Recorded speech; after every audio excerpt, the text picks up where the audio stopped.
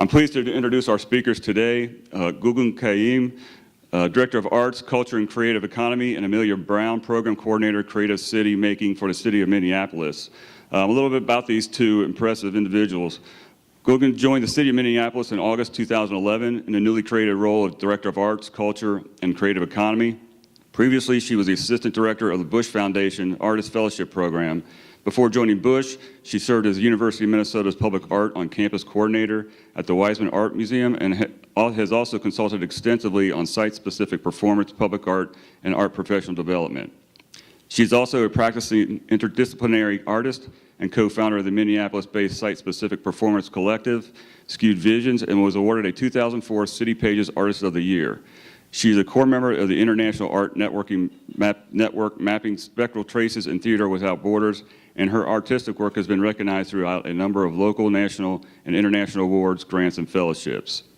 She trained in the U.S. and London and holds an M.A. in Intercultural Performance from the University of Wisconsin-Madison, an MFA in Theater Directing from the University of Minnesota, and a B.A. in Theater and Film from the University of Middlesex, London. She also teaches in the Department of Theater Arts and Dance at the University of Minnesota. Amelia Brown is a writer, speaker, artist, and consultant with more than 20 years of community development experience spanning 4 continents. She earned a self-designed master's degree from the University of Minnesota, integrating arts, emergency management, and community development. She has published multiple articles, including a series focused on crisis and creativity, featured on Springboard for the Arts Creative Exchange, presented the role of arts in disaster recovery workshops and conferences, including the 2015 International Award for Public Art, Cities of Climate Change Conference in Auckland, New Zealand, and coordinated commemoration events for the 10th anniversary of Hurricane Katrina in New Orleans. She is a cabinet member of the U.S. Department of Arts and Culture and is the founder of Emergency Arts, a central resource dedicated to building a cross-sector network, strengthening community resilience, and advancing arts as an integral to emergency management. So thank you again for joining us today. Let's give them a round of applause. Thank you so much for inviting us here. We're really excited to share what we know about arts and culture. As you heard, it's a relatively new effort from the City of Minneapolis side, so city government, although arts and culture in the city here are quite healthy and vibrant and thriving. We tend to have a foundation-rich community supported largely by our Fortune 500 community. So historically, much of the infrastructure for arts and culture has been supported by that community. But since 2011, city government saw the opportunity and decided to create this position. How do I move the slides forward? Anyone? Oh, here, thank you. Didn't get the, all right, don't have my glasses. Nope. Okay, so to the point of my presentation this morning, I thought I'd look at the dictionary and just check in on what the word amenity meant. So as you can see, one way to think about it is a desirable and useful feature, facility, building, a place. So often we think of arts and culture as a set of buildings, a district, an arts district, infrastructure, entertainment, something that distinguishes an environment. So that's what we tend to think of, and certainly government has also thought about that very, very carefully and also spent money on building infrastructures. However, in arts, culture, and the creative economy, we think of arts and culture as more than just that. And I'm going to explain a little bit more about what we mean. So our mission is to leverage the creative sector to build social and economic capital for the City of Minneapolis. And I'm assuming that your understanding, since you've been here for about 24 hours and you've heard something from Peter Frosch about the social capital that this region, this area is really struggling with, that's some of what we're going to dive into, a little bit about how we're doing it, certainly with an arts and culture lens. So the core programs that we manage inside arts, culture, and creative economy are research and evaluation based, arts, policy and planning, and frameworks that amplify local arts and culture. And I'm going to dive in a little bit more about that. So you can see we're not building stuff, but we are building stuff. We'll explain. The first thing I'm going to talk about in the research and evaluation category is data. And of course, you've just been hearing a lot about why it's important to have data, especially have data that is a framework and that you can track, and that's a baseline. So we created the Minneapolis Creative Index in 2013, and it was the first report that took the creative sector and looked at it from the perspective of for-profit, non-profit, occupations. We really focused on the workers primarily. Traditionally, arts and culture research has tended to be focused on non-profit organizations or industries, as we call them, organizations that do most of the hiring. But arts and culture is a lot like the tech sector. Many artists build their jobs from multiple income streams, and they're going from contract to contract on the whole. And I'll give you one example. The Guthrie Theatre, which I'm sure many of you have heard about, is one of our premier theatres here in the Twin Cities. And in 2000, they decided to get rid of their standing acting company, which means that most of those actors, all of those actors, are contractors. If we only evaluated who the Guthrie hires, we'd be evaluating the administrative staff, the backstage staff, the accountants, the janitors, but not the actors or the directors, because all of them, on the whole, would have been contractors. So we're really interested in the people doing the work, in terms of understanding who is here and how much we have. And I'll explain a bit about why that is. So what we've created here is a measure that has administrative data that we can track over time and that aligns with our economic development department. And we work collaboratively with that department to build this evaluation. And we do it, we create a report every other year. And I'm going to make sure that you guys have access to the report. It's online. And we do this because we know that evaluation changes, that we need to have a baseline for us to then track how things are doing, to measure the health of the region. So the economic and social health is what we're talking about. And what I mean by, so how do we see arts and culture in the city of Minneapolis? This was part of one of the reasons we did the report, was to talk about why it's important to think about the people making the widget we call art. So here in the center, you'll see, we see arts and culture as an ecology of actors, of people doing things. And what I mean by that is that the art makers, the people who make the widget, are the most important group, the workers. Without them, we have nothing to buy or sell. We also have no social exchange, because when you're buying and selling, when you're going to see a piece of theater, you're in a social environment. So that social thing comes as a bonus with arts and culture. And that, I think, is across the board. So that social and economic impact cannot be disentangled. We also are interested in the organizations that support, the network that supports those makers. So what I mean by that is, in our region, we have the Northern Clay Center. It's a clay-focused entity. We have the Craft Council, which is actually a national organization, and that's focused on craft arts. We have the Playwright Center, focused on playwrights. What are they doing?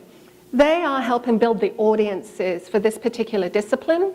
They're providing technical skills, training for the makers. They're also doing some re-granting. At the Bush Foundation, I used to give a lot of grants to these organizations to re-grant, to redistribute loans or various other things to organizations. And as I said, they're also building the audience there. You need some level of knowledge often with arts and culture to really kind of appreciate all of its various manifestations. On the next circle, we have arts education. Now, you've heard that I teach at the University of Minnesota, and I know that most of the students that I teach are not going to be artists. They're going to be appreciative audiences. And why is that important? Because on the far end of our circles, we have tourism, fans. We have the people that show up. Without the people that show up, there's no one to consume the work. So what we're doing at the university largely is we're creating people that will show up. We also are creating people that will probably do this thing as a hobby, and they're important because they volunteer. So you can see that there's a sort of an ecology building here, where when I make my artwork, I'm in the center. When I'm teaching, I'm at education. When I'm going off and seeing something, I'm on the outer edges. When I'm volunteering or donating, I'm part of the civic participation. And then when I work in city government, I'm part of frameworks. So all of these various elements work together to create a vibrant community. And that's actually one of the aspects of moving to cities that many artists think about. Now, as you can tell, I'm not from here. I stayed here. I came to study at the Guthrie University of Minnesota directing program, and I stayed because there's a vibrant community here. I knew I could stay and do my work. I also studied at the University of Wisconsin-Madison, and I left because it just didn't have enough oomph as far as theater was concerned. So community is important as well. And you've got to have all levels of ecology to kind of build a life and a living in the creative sector, because I'm building, as you can tell, a life from multiple income streams. Some key findings in our report, and I just want to direct your attention to that $4.5 billion worth of revenues coming from our for-profit creative sector. And by for-profit, I mean music. Music is rarely a non-profit activity, so concerts. I'm also meaning design, architecture, publishing, those kinds of activities, software development. That's a creative activity too. That $4.5 billion is 8 times greater than our sports revenues. And that was actually one of our aha findings. Oh, really? We didn't know that. That's super interesting. We're also 6th when it comes to the large MSAs in the country. So what I mean by that, who is number 1? Washington, D.C. We compete with New York, L.A., Boston, San Francisco, and then ourselves. Just below us is Austin, San Jose. So cities such as that. And for our size, that's actually quite amazing. And I think largely we're reaping the benefits of long-term investment. I'm not going to go into too much detail other than to say our measure also looks at our competitive advantage in the creative sector. And we were interested to learn that we had a high density of artists that were dancers here. And by that, I mean the location quotient. For you guys who are in urban development, you'll know that location quotient is about density of people. So we have quite a high location quotient of landscape architects, dancers. I don't see all of them, but that was actually super interesting to us because when the downturn came, architecture and landscape architecture was one of those things that really did not do well. It was a shrinking job. So anyway, just to sort of give you a sense of, we have this one page because our elected officials asked for something with all the data. They didn't want to read the report.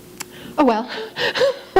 So given where we are, I mean, that's a lot of good news. We wanted to know, as we were developing this report, so what's not to love? What do we need to work on?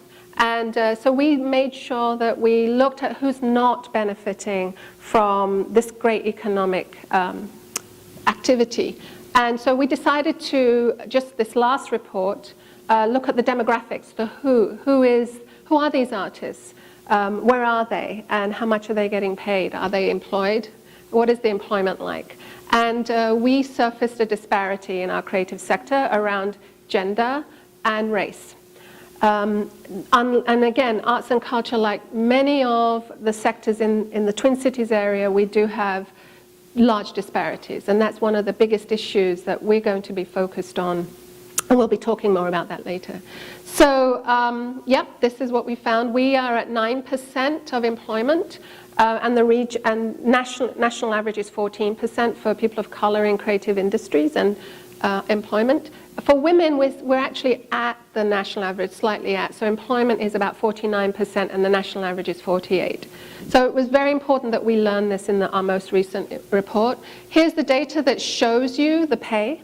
So we looked at the median pay for the metropolitan area for professional employment, and this is where people of color in the various occupations that we track come at. And as you can see, further along there on this end, on my end, is the percentage. So the percentage of employment is low, so people who are employed. And then the pay level, that center line is at about $23 an hour. That's where the actual hourly wages are. For women, it's still, the pay is on the whole low, but the employment is better. So clearly we've got a lot of work to do. I'm going to go on to a couple of other things.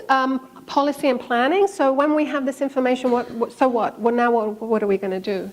We created a 10-year strategic plan called the Creative City Roadmap that looked at how we're going to address some of these disparities. We had a lot of conversations. We gathered a lot of data. We made sure that our information came from everyone and every place in the city, and we were very intentional about that. I'm happy to tell you how we did that.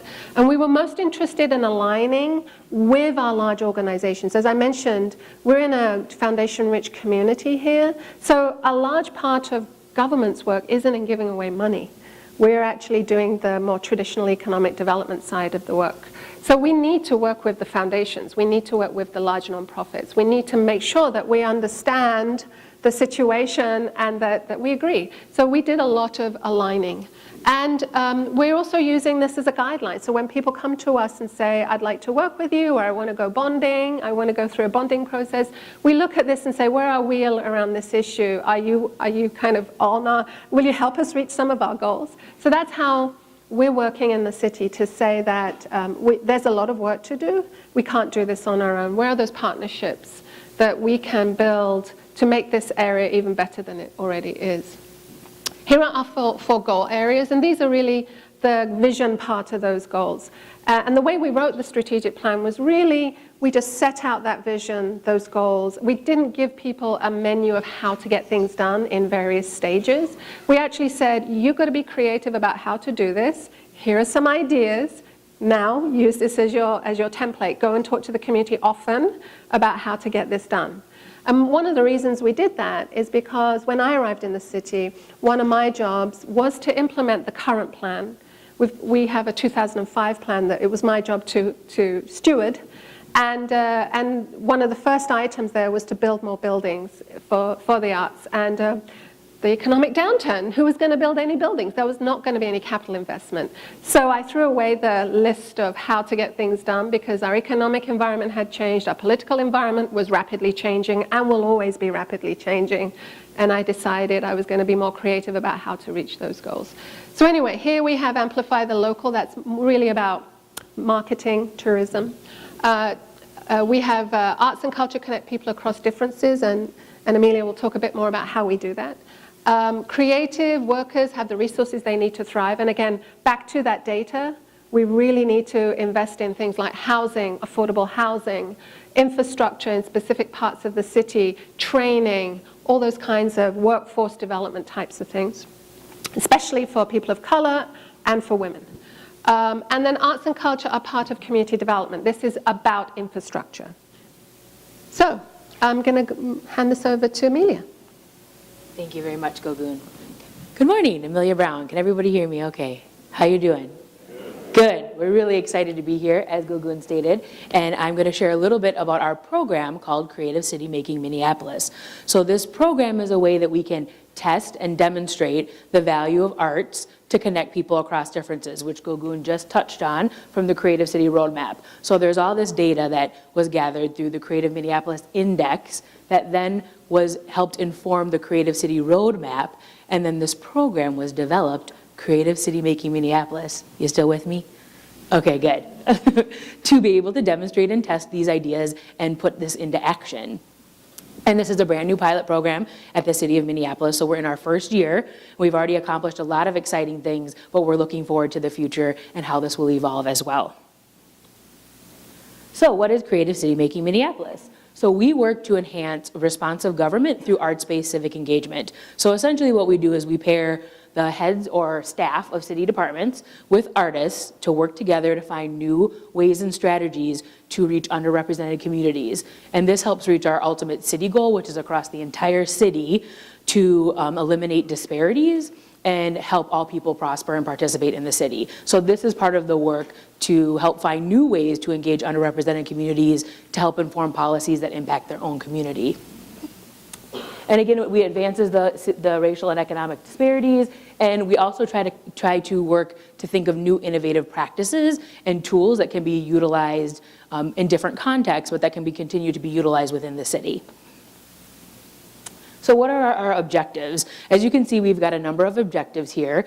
Some of them include utilizing innovative practices and arts-based strategies to reach the department's priority goals. So the people that our department serves are other city departments, and we work with artists to do that.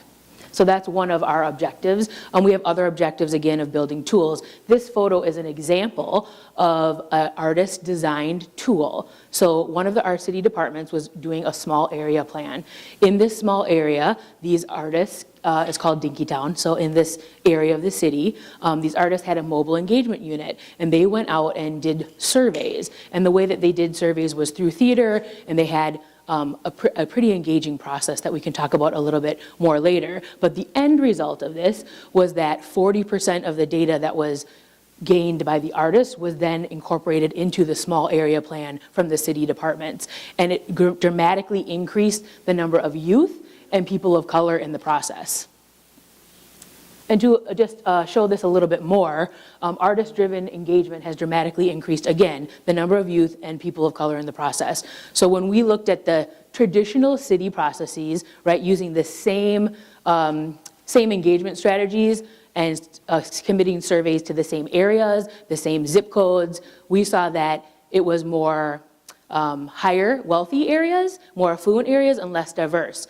And so we were able to mobilize artists to go to those zip codes and areas, which you can see on this map, to go to those different areas that were not reached and that had higher poverty but more diversity. So between the city's engagement strategies and the artist engagement strategies, we were able to have a more comprehensive plan, which Gülgün touched on earlier. So on this map, you can see that the blue represents the artist-driven engagement, and the green represents the city-driven engagement. So I hope that you can see that we're working across a number of sectors and practices and with a number of stakeholders, from the artists to the city departments to the city enterprise itself to the various communities, to use arts-based strategies to connect people across differences and really to make a difference with that data, right? To inform policy like that previous example showed, and to make decisions that include communities that aren't typically a part of the decision-making process so that they have a voice in policies that affect their own community.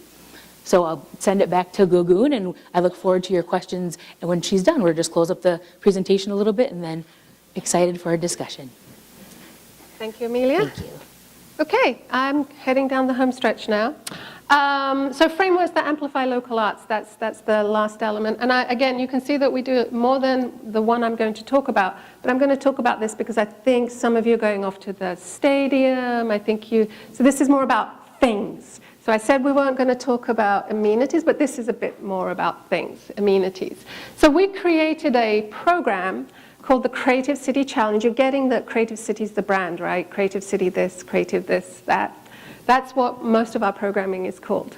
So the Creative City Challenge is a temporary public art competition. By that we mean we invest about $50,000 to $75,000 in a commission for art.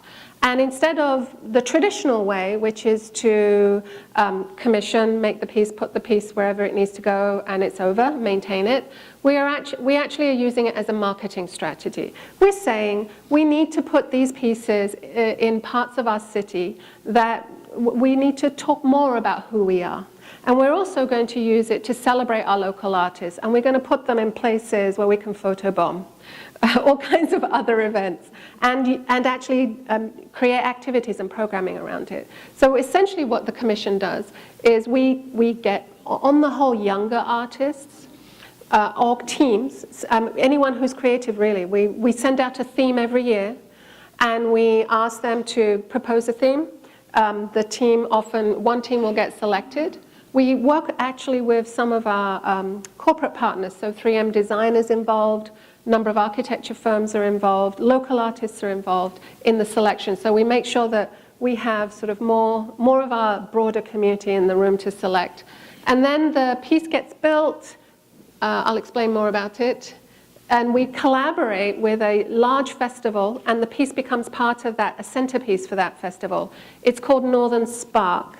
If anyone is staying on Saturday, the mayor will be opening it. It has about 50,000 people on average that come to the festival, and it happens in places all over the city. Arts organizations open their doors for free. Anyone can come in. It starts at sundown. It goes all night to sun up. So you can go to the Walker, the Guthrie, or any other institution without paying anything, because they've opened their doors and they've commissioned something specifically for Northern Spark. And in between, on your way, on your bike, or wherever it happens to be, you can see artwork underneath bridges, projected onto silos. In this case, this was the Creative City Challenge winner in the Convention Center Plaza that year. So it gives you a sense that we activate and animate the city, and we do that from a grassroots perspective because we're also commissioning lots and lots of local artists who are sending us their ideas for the festival, which actually happens to be the same theme as the Creative City Challenge. And this is really a nonprofit, public-private partnership. This year, our piece is called Orbicals, and this year's theme is Climate Crisis, People Rising. So it's all about how arts and culture can help people understand what the climate change issue is about. This piece is about bird species, and it's a data visualization, believe it or not, of species deterioration over time. And it's also 3 large pieces that people can interact with. And it's going to be in the Commons this year, so the first time in the Commons. And it's going to be there all summer. Not only will Northern Spark kick it off with the mayor and a number of other community members helping launch it, but the X Games will be happening, and we are excited that ESPN will help us promote ourselves while we have these pieces, because I talk very closely to their arts and culture person. So there'll be a lot of segments that will include artists as part of the sort of feature of the X Games.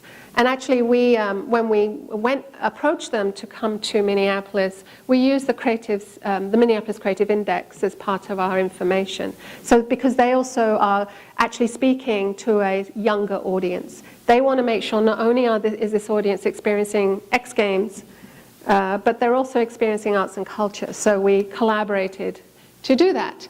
And it stays in the Commons all summer, then it will get dismantled, and next year we'll do the same thing.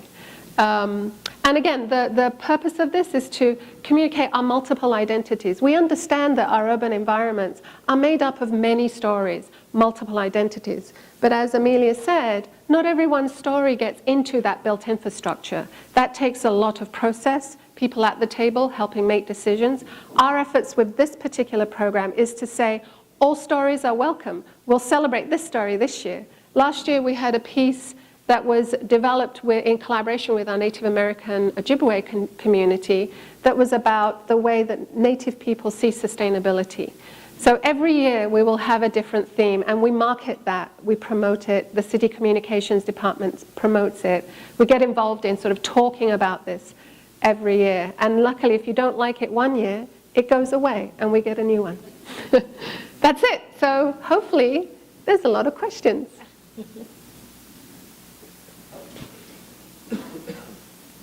So much. Can you tell us a little bit about if you have a United Arts fundraising campaign, just some kind of unified? The city does, correct. Yeah. Okay. What are some of the infrastructure improvements to help artists thrive in the city and that the city and its partners are working on? Are you talking about the city of Minneapolis? Yes. So when you say infrastructure, do you mean the economic infrastructure, the physical infrastructure? Just some clarity there. Yes. That was my question, and I was responding to one of your goals and visions here. I'm looking. The Artist Thrive section? Yeah. So in our research, we learned that, again, it's focused on the disparity that we surfaced in the index, that there are certain artists who are doing okay, they're building an okay life, they're able to afford housing, etc. But then artists of color especially are not able to afford housing. They're struggling to make a living and a life here. We do not, out-migration, as you've heard, is not a good thing for us. We're trying to keep people that are here. So we started a program with our Economic Development Department because we also learned that our Economic Development Department does not serve artists. So while we do give away a lot of money to various community development agencies to do training, etc., workforce development, none of it is going to organizations that train artists. So now I'm working with the Economic Development Department to turn that around. So we're dealing with training, technical training. We're also dealing with loans. We've learned that working capital is just not available in this area. So while we have a lot of money here, it isn't in the area of working capital. And you know that working capital is super important to building anything. Most artists are living on very thin margins. So most artists are actually entrepreneurs. You can see them as that. They are often, really creative in how they're building their lives. Or they're building businesses. Many visual artists are also small businesses. We want those guys to have access to capital, both material capital. We want physical capital as well, so they can invest in spaces and grow and also hire people, right? So we want that workforce to thrive. And we especially want it in among communities of color because we see this big disparity. So those are some of the areas that we're moving forward with immediately because those, I think, are the low-hanging fruits. It's getting our current programs to move in that direction. Other pieces are all of the policy that we developed for the roadmap are now being woven into our comprehensive plan. So we have a large general plan or a comprehensive plan in the city, and I sit at multiple tables. I can't believe how many I have to be at because of the roadmap. So I'm sitting at the housing table, the land use table, the economic development table, the parks and open space table. So there's a lot of policy that is getting tailored to the specific chapters that preference artists, that are pulling out what we need to create infrastructure. And for example, in the land use table, we're really discussing about square footage. When infrastructure is being built, one of the barriers for artists being able to come into building spaces is the amount of square footage left at that lower level for development. Most developers will leave a larger parcel of square footage, and that is actually not going to be viable. In certain communities especially, what that does is pretty much maintain the current disparity.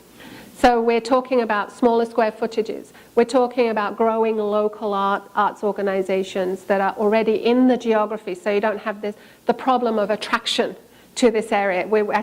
And then we're looking at what infrastructure currently doesn't exist. We just had this discussion about a lack of infrastructure in North Minneapolis, where a large percentage of our artists of color live. And that lack of infrastructure is something like high-speed internet. It's also a lack of organizations. So we don't have the networks in organizations, such as the service organizations that I described, in particular areas. So that's where we will then go off and talk to our collaborators in the foundation community to talk about how can we come together to support what we can do, what you can do, and together we can get this thing done. And luckily they're really excited and interested. Hopefully that's answered your question. And a somewhat related question, when we went to St. Paul yesterday, we were driving along the Green Line route and saw a lot of residential housing for artists. Can you talk about how that came about, the funding for it, any challenges you faced, and how it's working in terms of occupancy and artists' reaction to it? So you said St. Paul. Pardon me? You said St. Paul. I don't represent the city of St. Paul, so I don't know how they're doing stuff over there. You can see that while we're together, I don't know those details. I can talk about housing for artists in Minneapolis. So we actually, interestingly enough, we have an organization called Art Space here, and it is one of the major builders nationally of spaces for artists. Even though that organization actually came out of city government because of housing issues, affordability issues. And it was actually, the story I was told by Art Space people was that the Minneapolis Arts Commission had this need, and so out came this organization, and they built it from here. Now the organization doesn't do so much work locally, even though they're headquartered downtown, actually just a few blocks away. So we only have a few examples of art space work here, but we do have artist housing. We have other organizations that work with us, such as Dominion. We have owners of large industrial spaces in northeast Minneapolis, and most of those spaces are filled now with artist workspaces. So in Minneapolis, the live-work continuum isn't as vibrant as it is in St. Paul. Art Space has been more active in St. Paul, in the Lower Town area, and along the Green Line. And I believe Dominion is the developer along the Green Line. So so I can't talk too much about live workspaces there, but here we have a recent development along the river called the Pillsbury A Mill, and that is redeveloping a large old flour mill into artist live workspaces. So how is that doing? Well, it's doing okay. One of the problems with the affordability in those spaces is that our area median income is actually too high. So for affordable housing, we use an AMI that is too high for artists, believe it or not, which means that it's actually not as affordable as they could be. So while we do put low-income housing tax credits and historic tax credits, because we passed some historic tax credits at the state in order to get these enormous buildings that need so much work to be affordable for a developer, we're still struggling on lowering that AMI to make it actually within reach of the large majority of artists. So the kinds of artists that can afford them are more professionals. They may have a career in teaching and art, and that just doesn't work. We've also done some experiments. Like we have some single-family homes that we've experimented with in North Minneapolis. Again, this time art space was involved. Again, the AMI is just too high. So it's mixed bag, I'm afraid.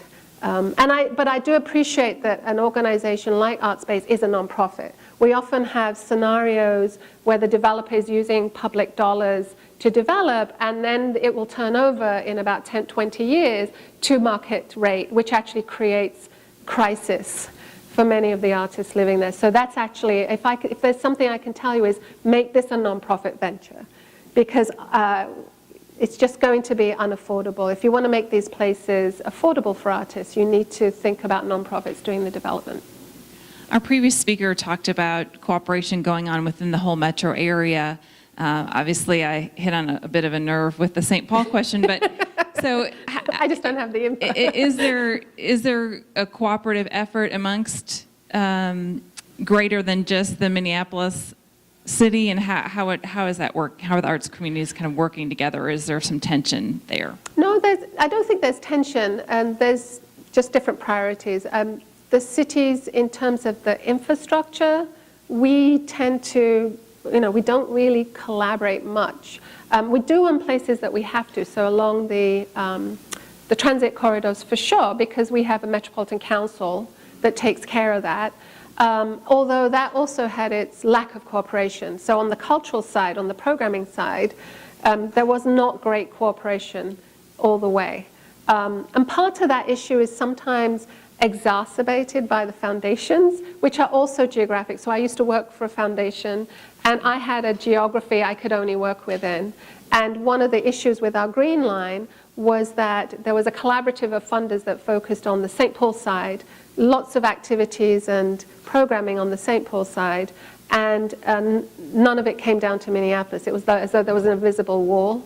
And so many of the artists wanted also to do work along the Green Line on the Minneapolis side, and I had to go back to the funders and say, what's going on? Like, why? And a lot of their geographies, their rules wouldn't allow them to. So we had to find ways to finance the Minneapolis site because it was one line. So a lot of my efforts are involved in trying to get that connection to be less of an issue, but much of it is around policy, maybe around focus, priorities, and most of it is political. Yeah, so there are some things I just can't do. I just have difficulty being effective when people say to me, I want to do this in St. Paul, and I'll say, go off to St. Paul, because I can't help you. I don't have authority in areas in St. Paul. Amelia, you've worked a lot in, Amelia used to work for LISC, Twin Cities LISC, so you're going to be meeting with them along the Green Line. Did you want to add anything? No, just in addition to that, I used to do work along the corridor that you're talking about, where there's development, and like 2010, 2011, we started developing the cultural corridor that we will go and see. And the person that we with Kathy is the one who took my position after me. So I think just in relation to, we have restrictions as city employees, right? We have boundaries, we have restrictions of where our resources can go. But what's so great about it is that we have artists who live between those boundaries that we can work with. So there are some ways that we can do work in connection with artists who are community members in St. Paul or have connections, or we have relationships. I mean, part of the reason that there's a the tour today is because of Gülgün's relationship. And so we've got relationships across the city, but to do something in terms of policy or city ordinances, we're restricted there. So the work that we're trying to do with creative city making is how can we, again, work across those differences, whether it's cities or boundaries or policies, again, we're focused on enhancing underrepresented communities in Minneapolis, but there is potential for work, cross-collaborative work outside of the policy making between the two cities. Well, we thank you both for your time. I really appreciate it. Thank you. Thank you for having us.